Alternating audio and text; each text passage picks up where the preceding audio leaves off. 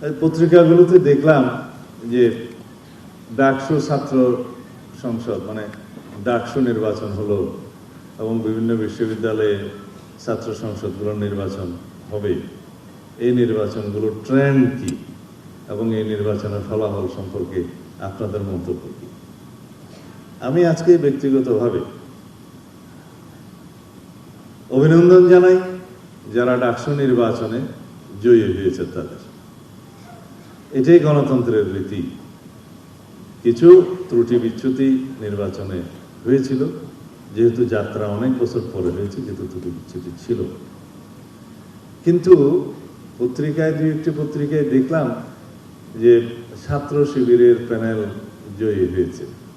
তা আমি আপনাদের সামনে বলতে চাই, সাংবাদিক বন্ধুদের উদ্দেশ্যে বলতে চাই, আমার জানা মতে বাংলাদেশ ইসলামী ছাত্র শিবির ডাকসু নির্বাচনে অংশগ্রহণ করেনি।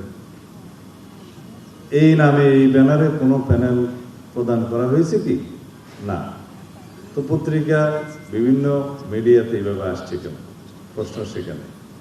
আমরা বাংলাদেশ জাতীয়তাবাদী ছাত্রদল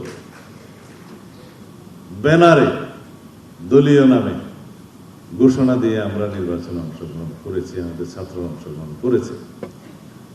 অন্যান্য কয়েকটি দল, এমনকি ইসলামী ছাত্র আন্দোলন নামে একটি দল নামে করেছে, কেউ কেউ স্বতন্ত্র শিক্ষার্থী ঐক্য নামে করেছে, কেউ সমন্বিত শিক্ষার্থী সংসদ নামে করেছে, বৈষম্য বিরোধী শিক্ষার্থী সংসদ নামে করেছে, অপরাজেয় ৭১, অদম্য ২৪ নামে করেছে।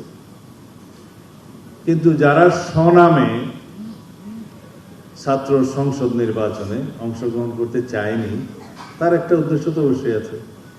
যারা আজকে জয়ী হয়েছে তাদের দেখলাম প্যানেলটা ছিল ঐক্যবদ্ধ শিক্ষার্থী জোট। সেই ব্যানারে যারা জয়ী হয়েছে আমি আবারও ব্যক্তিগতভাবে তাদেরকে অভিনন্দন জানাই।